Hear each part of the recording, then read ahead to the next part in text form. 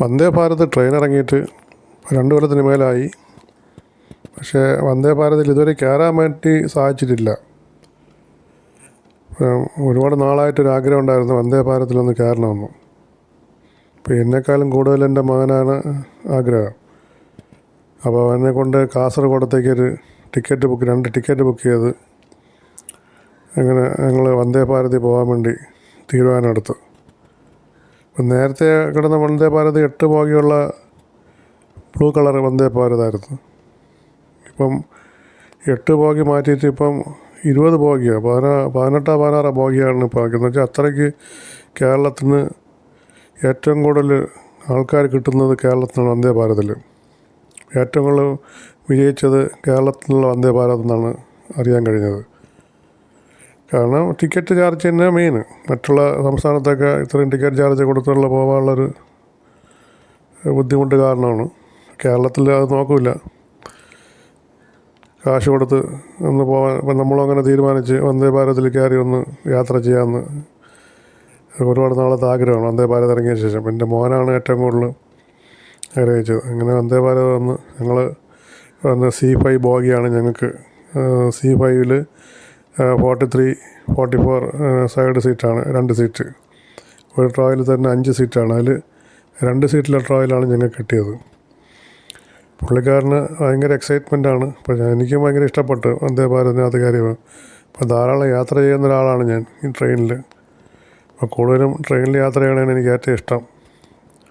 കാറിലൊക്കെ പോണേക്കാളും ട്രെയിനിൽ പോയി കഴിഞ്ഞാൽ നമുക്ക് സൗകര്യകരമായിട്ട് ഇരിക്കാനും മറ്റുള്ള കാര്യത്തിനും ഭക്ഷണം കഴിക്കാനും എല്ലാം നല്ലൊരു സൗകര്യം കിട്ടും.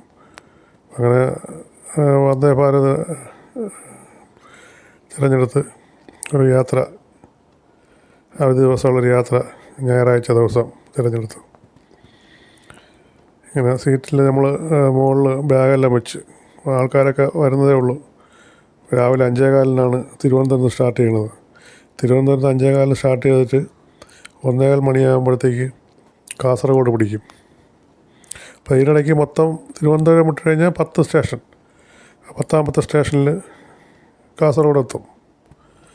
ഉച്ചയ്ക്ക് 1:15 പറഞ്ഞേക്കുന്നത് കാസർഗോഡ് എത്തുന്ന സമയം. അപ്പോൾ ഞങ്ങൾ കിട്ടിയത് ടേബിളിൻ്റെ സീറ്റ് സൈഡാണ് കിട്ടിയത്. ടേബിൾ എല്ലായിടത്തും ഇല്ല. ഒരു ബോയ്ക്കകത്ത് ആ സെൻറ്റർ ഭാഗത്താണ് ടേബിൾ വരുന്നത്. ബാക്കിയുള്ളവർക്ക് സീറ്റിൻ്റെ പുറകിലുള്ള ഒരു ഫുഡ് വയ്ക്കാനുള്ള ഒരു ചെറിയൊരു ടേബിളേ ഉള്ളൂ.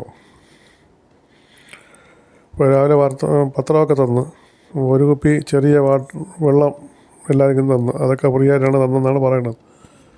പിന്നെ എല്ലാ സാധനത്തിനും ഫുഡിനെല്ലാം ക്യാഷ് ആവും. ഒരു ചായക്കും കോഫിക്കുമൊക്കെ 20 രൂപയാണ്. ചായയും കോഫിയും കണ്ട് ഇൻസ്റ്റൻറ്റ് ചായ, ഇൻസ്റ്റൻറ്റ് കോഫി.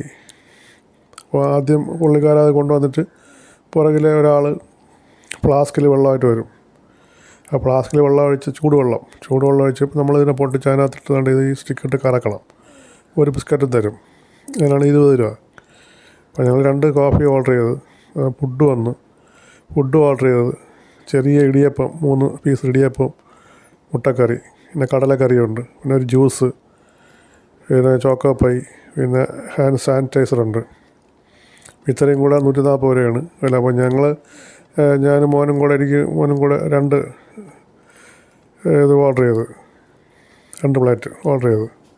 അതിനകത്ത് കണ്ടില്ലേ ചെറിയ ഒരു 3 ഇടിയപ്പം കാണും. പിന്നെ ഇപ്പുറത്തെ ഇത് പ്ലേറ്റിൽ 3 ഇടിയപ്പം, അതിനകത്തൊരു ചെറിയ ഒരു സ്പൂണ് കേസരി ഉണ്ട് അതിനകത്ത്, പിന്നെ മുട്ടക്കറി. ഇപ്പോൾ ഈ ചെറിയ ബോക്സിൽ മുട്ടക്കറിയാണ്. പിന്നെ ഈ കാണുന്ന ഒരു മാംഗോ ജ്യൂസ്. പിന്നെ ആ ചെറിയൊരിത് കാണുന്നത് ഹാൻഡ് സാനിറ്റൈസറാണ്.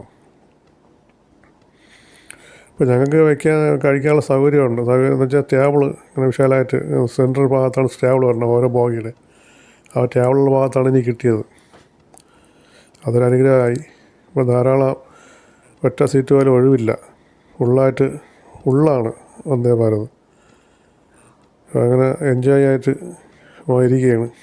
ഏറ്റവും കൂടുതൽ അവന് വേണ്ടിയാണ് ഞാൻ ഈ വന്ദേ ഭാരത് സെലക്ട് ചെയ്തത്. അവന് ഭയങ്കരമായിട്ട് ആഗ്രഹം, എന്നെക്കൊണ്ട് പുഷ് ചെയ്താണിത് ബുക്ക് ചെയ്യിപ്പിച്ചത്. അവൻ്റെ ആഗ്രഹം സാധിച്ചു കൊടുക്കാമെന്ന് വിചാരിച്ചു. അങ്ങനെ ഞങ്ങൾ വന്ദേ ഭാരതിൽ ഇങ്ങനെ കാസർഗോഡേക്ക് യാത്ര പുറപ്പെട്ടുകൊണ്ടിരിക്കുകയാണ്. പിന്നെ സുഖകരമായ യാത്രയാണ് വന്ദേ ഭാരതിൽ. മറ്റുള്ള ട്രെയിനിൽ പോകുന്നതിനേക്കാളും സൗണ്ടും കാര്യങ്ങളൊന്നുമില്ല. ഫുൾ എസിയാണ്. നല്ല തണുപ്പ്, നല്ല കൂളിംഗ് ഉണ്ട്. നല്ല കൂളിംഗാണ്. ഒരു പൊടി പോലും ശബ്ദമോ ഡിസ്റ്റർബൻസോ ഒന്നുമില്ല. എപ്പോഴും നല്ല ക്ലീൻ ചെയ്തുകൊണ്ടിരിക്കുന്നതിനകത്ത് ഒരു പേപ്പർ പോലും കിടക്കാൻ സമ്മതിക്കില്ല. എപ്പോഴും വന്ന് ആൾക്കാർ ആൾ വന്ന് ക്ലീൻ ചെയ്തുകൊണ്ടിരിക്കും. പിന്നെ അപ്പോഴപ്പോഴാണ് ആൾക്കാർ വന്നിട്ട് നമ്മൾ ആ കഴിക്കുന്ന പ്ലേറ്റുകളും കവറുകളും കുപ്പികളെല്ലാം എടുത്തുകൊണ്ട് പൊയ്ക്കൊണ്ടിരിക്കും. നല്ല വൃത്തിയാണ്. നല്ല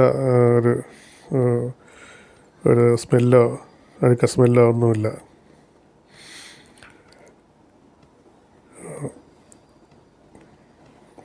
ഞങ്ങളങ്ങനെ കാസർഗോഡ് ഇറങ്ങി മുഖം കിടന്ന് വാടകയുണ്ടല്ലേ ഇറങ്ങിയിട്ട് ഞങ്ങൾ അവിടെ കുറേ സമയമൊക്കെ അവിടെ സ്പെൻഡ് ചെയ്തു.